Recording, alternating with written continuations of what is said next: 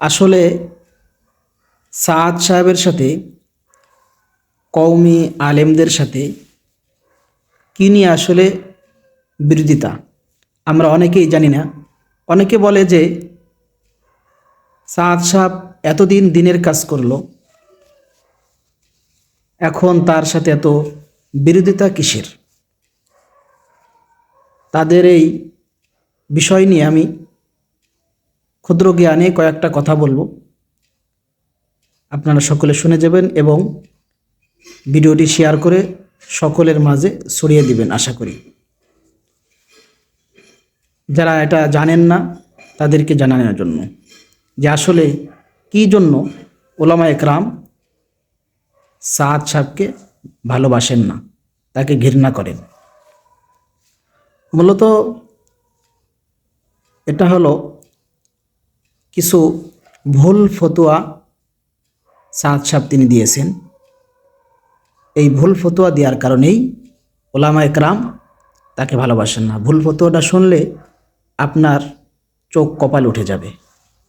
ভুল ফতোয়াটা হলো, সে ফতোয়া দেয় এই যে কোরআন শরীফ আমরা পড়ি, সে বলতেছে কোরআন শরীফ বুঝে না পড়লে নাকি সওয়াব নাই। নাউজুবিল্লাহ। অর্থাৎ তার ষড়যন্ত্র হলো এটা যেন মানুষ কোরআন থেকে দূরে সরে যায়। বুঝে কোরআন শরীফ কয়জনে পড়তে পারে? যারা আগের জামানায় কোরআন শরীফ শিখছে কোনো রকম পড়তে পারে, ঠিকই ঠিকই পড়তে পারে। অথচ আজও আমি একটা হাদিসের মধ্যে পড়লাম, হযরত আয়েশা সিদ্দিকা রাদিয়াল্লাহু তাআলা আনহা হইতে বর্ণিত, রাসূল আকরাম সাল্লাল্লাহু আলাইহি সাল্লাম বলেন, যে ব্যক্তি কোরআন শরীফ ঠেইকে ঠেইকে পড়বে আল্লাহ তাআলা তাকে আরও দ্বিগুণ সওয়াব দিবেন। সুবহানাল্লাহ।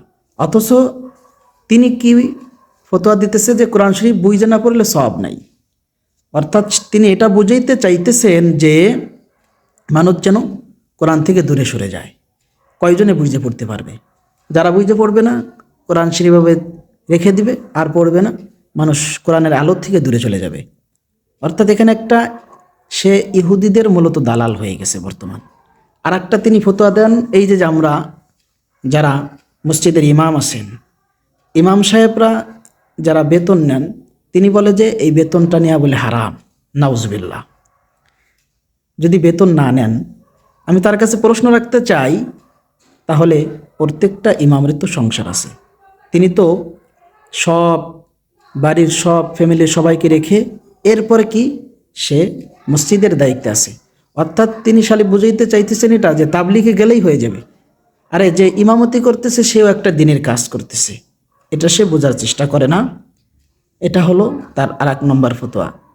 3 নম্বরে তিনি ফতোয়া দেন, যারা এই যে মোবাইল পকেটে রাইখা নামাজ পড়লে নাকি নামাজ হবেই না। নাউজুবিল্লাহ। তিনি বেশি সুফিগিরি দেখাইতেছে। অর্থাৎ তার এটা সুফিগিরি না, বরংস তিনি একটা ইহুদিদের দালালি করতেছেন। এরকম তিনি অনেক ভুল ফতোয়া মানুষকে দিতেছেন দিন থেকে সরিয়ে নেওয়ার জন্য। এর কারণেই উলামা একরাম তার বিরোধিতা করেন। এজন্য যারা বলেন যে সাদ সাহেবের বিরোধিতা কেন করে, তাদের জন্য এই কথাগুলো আসলে বুঝতে পারছেন কেন তার বিরোধিতা করে।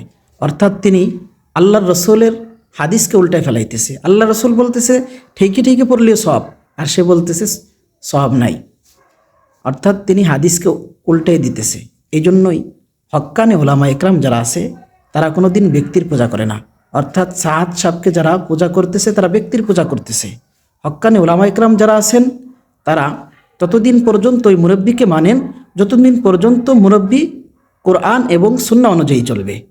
হক্কানে ওলামা একরাম ততদিন পর্যন্ত ওই মুরব্বীকে মানবেন যতদিন পর্যন্ত ওই মুরব্বী কোরআন এবং হাদিস এবং নবীর সুন্নাহ অনুযায়ী চলবে। যখনই সে কোরআন এবং সুন্নার বিরোধিতা করবে তখন ওই মুরব্বীকে মানা যাবে না, সে যত বড় বুজুর্গ হোক। কিন্তু তারা সাদ সাহেব যাই বলুক তাদের কাছে ওটাই সত্য, এজন্যই তাদের মূলত বিরোধিতা করা হয়। আর একটা কথা বলে রাখি, এই যে সে যত কিছু বলতেছে, এতদিন তিনি সঠিক পথে ছিল, ভুল পথে আসার 1 নম্বর কারণ তিনি এখন ইহুদিদের সাথে হাত মিলাইছে, বোঝা যায়। এজন্য সবাইকে বলবো, এই সমস্ত ব্যক্তি পূজা ছাড়ুন যারা সাহাদ সাহেবকে মনে প্রাণে ভালোবাসেন। না, ভালোবাসতে হবে আল্লাহ এবং রসুলকে।